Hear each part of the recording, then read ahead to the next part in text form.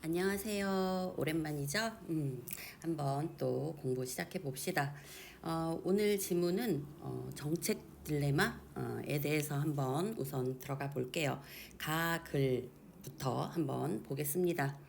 식품처럼 개인 차원에서 소비하는 사용재와 달리 공원처럼 여러 사람의 공동 소비를 위해 생산된 재화나 서비스를 공공재라 한다. 여기서는 이제 두 단어에 대한 의미가 나오고 있네요. 보시게 되면 사용재가 나오고 그리고 공공재가 나오고 있네. 둘을 서로 대조해서 설명해 주고 있어요. 사용재는 뭐야? 식품처럼 예가 되는 거죠. 예를 들어서 식품 같은 개인적인 차원에서 쓰게 되는, 사용하게 되는, 소비하는 것은 사용재이고, 그것과 달리 공원의 의미와 식품의 의미 차이 느껴지시죠? 공원은 여러 사람의 공동 소비. 얘는 개인 차원, 식품은 개인 차원, 공원은 공동 소비를 위해 생산된 재화나 서비스를 공공재라 한다.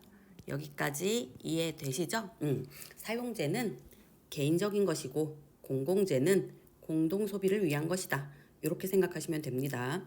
그래서 공공재에 대한 정의는 다양하지만 공급 주체에 따라 규정되는 것은 아니며 공공재를 정의하는 데 있어서 여러 가지의 방법이 있지만 그 방법에 있어 공급 주체, 누가 공급해 주느냐, 뭐 나라가 해주냐, 뭐 아니면 지방자치에서 해주냐, 뭐 이런 느낌이겠죠. 그래서 공급 주체에 따라 규정되는 건 아니고 재화나 서비스 자체의 성격에서 어떠한 성격을 지녔는지, 어떠한 공공 서비스를 주는지, 뭐 이러한 성격에서 규정이 된다. 이렇게 보시면 되겠습니다. 그래서 정부의 공공재 정책은 공익을 목적으로 하는데, 그러니까 정부가 공공재에 대한 어떤 정책, 그러니까 뭐 도움을 주는, 그래서 그거에 대해서 공공재를 만들어라 하고 뭐 돈을 준다든지 뭐 이런 느낌. 그래서 정책은 그 목적, 그 성격이 공익을 목적으로 하는데, 이 공익이 무엇인가에 대해서는 어떤 공익이냐, 어떤 공공의 이익을 주느냐에 대해서는 실체설과 과정설이 있다. 이렇게 분류하고 있네요. 그쵸? 실체설이 있고 과정설이 있는데, 첫 번째 실체설은 사회에서 합의된 절대적 가치, 누구나 다 그것은 절대적으로 가치가 있어. 뭐 누구나 다 그렇게 공통적으로 생각하는 게 절대적 가치겠죠. 그래서 예를 들면 인권, 인간의 권리, 이거는 누구나 다 절대적으로 가치가 있는 것이다 라고 생각을 한다는 거지. 그래서 인권 등을 공익이라고 보는 입장이 실체설이다. 그리고 과정설은 공익과 특정 실체의 연결을 부정하고, 공익과 특정 실체, 그러니까 뭐 인권이냐 어쩌냐 뭐 이런 거 연결을 부정하고, 공익을 발견해 나가는 의사 결정 과정에서 그러한 공익이 실제로 이제 우리가 도와야 하는 공익이냐 아니냐 이런 것들을 위에 분들이 결정을 해야 되겠죠. 그러한 의사결정 과정에서의 적절한 절차를 중시하는, 말 그대로 과정을 중시하는 거네요. 그죠? 과정을 중시하는 거고, 실체설은 절대적 가치를 중요시하고, 그치? 그래서 어떤 공익이 다른 공익과 서로 공존하기 어렵거나 적절한 절차를 거치더라도 대립되는 의견이 서로 대등할 경우 정책 딜레마에 빠지기 쉽다. 딜레마가 어떤 느낌인지 아시죠? 그러니까 뭐 이것을 선택하자니 저것이 좀 마음에 걸리고 그렇다고 저것을 선택하자니 이것을 놓칠 수는 없고 뭐 우리가 이제 한자로 얘기하면 약간 진퇴양난 같은 그런 느낌 이라고 보시면 되겠죠.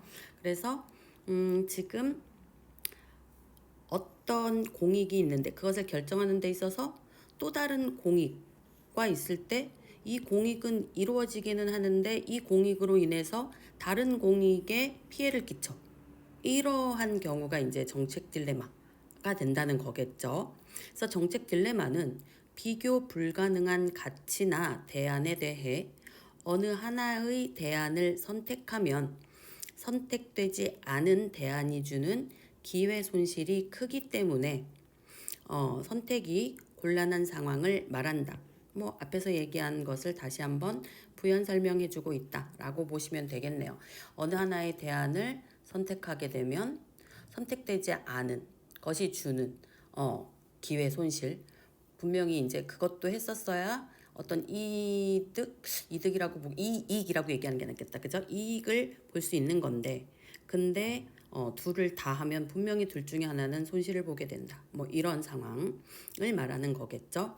그래서 이러한 상황이 지속될 경우 정책 집행의 지연이나 논란이 심화되어 그러니까 계속 이걸 해야 돼 저걸 해야 돼 저걸 하자니 이걸 하자니 저게 계속 그게 계속 지속이 되는 거야. 어느 것 하나를 결정하지 못하고 계속 지지부진하고 있는 거지. 그렇게 지연이 되거나 논란이 심화가 되면 사회 전체 비용은 계속 증가한다. 사회 전체 비용이라고 하면 뭐겠어요? 그러니까 어떤 그 공공의 시설이라든지 이러한 것들을 한 단위 더 생산해 낼 때 그 비용이 추가적으로 드는 비용을 사회 전체 비용이라고 얘기를 하죠. 그런데 그게 증가를 한다라고 하는 건 쓸데없이 돈이 더 들어가게 된다. 뭐 이렇게 지금 생각하시면 되는 거예요. 그래서 정부는 정책 딜레마 상황에서 벗어날 수 있는 방법을 꾸준히 탐색해 왔다.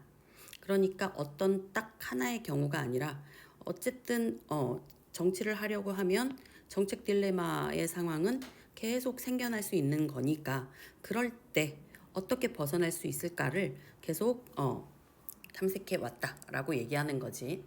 그러면서 그 중에 한 방법이 합리모형이라는 거겠죠. 그러니까 정책 딜레마에 벗어나는 방법 이론으로 합리모형이라고 하는 것은 기억이니까 문제에 적용이 되겠죠. 정책 목표와 수단 사이에 존재하는 인과관계의 적절성 등을 확보하여 딜레마 상황에서 최적의 대안을 선택할 수 있다고 설명한다.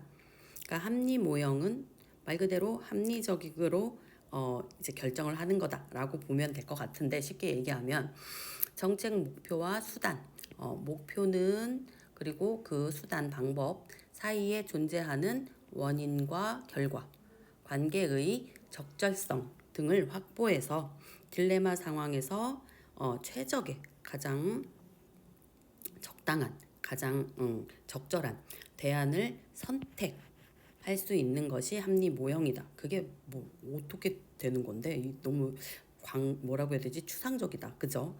그래서 충분한 시간, 예산, 정보 등이 의사 결정자들에게 주어지면 모든 가능한 대안을 검토할 수 있으므로 합리적으로 결정할 수 있다는 것이다. 그러니까 충분한 시간을 주고 예산을 들이고 정보를 가져오고 한다면 가장 최적의 것을 결정할 수 있다라는 거죠. 이 말이야 방구야. 뭐 우리도 시간 많이 주고 그치? 국어 시험 보는데 지금 45문제 푸는데 80분이 아니고 160분을 준다. 우리도 다 맞출 수 있죠. 그죠? 맞죠? 그치? 그거야. 그런데 160분을 주려고 한다면 다른 과목까지 다 보려면 밤 12시 정도 돼야 수능이 끝나겠네. 그죠? 이게 말이 안 되는 거잖아요. 그러니까 내가 지금 합리 모형을 지금 부정적으로 본다기보다는 뭔가 좀 애매한 느낌이 든다는 거죠. 그죠? 그래서 충분한 시간과 예산과 정보, 아까 위에서 말하고 있었죠. 정책 집행이 지연되면 사회 전체 비용이 증가가 된다는 건데, 이렇게 시간을 많이 들인다는 건 집행이 지연된다는 얘기 아니겠어요? 그러니까 이것도 조금은 뭔가 딜레마의 상황이 아닌가 싶네요. 그죠? 그래서 여튼 합리 모형은 그렇대요. 이해되시죠?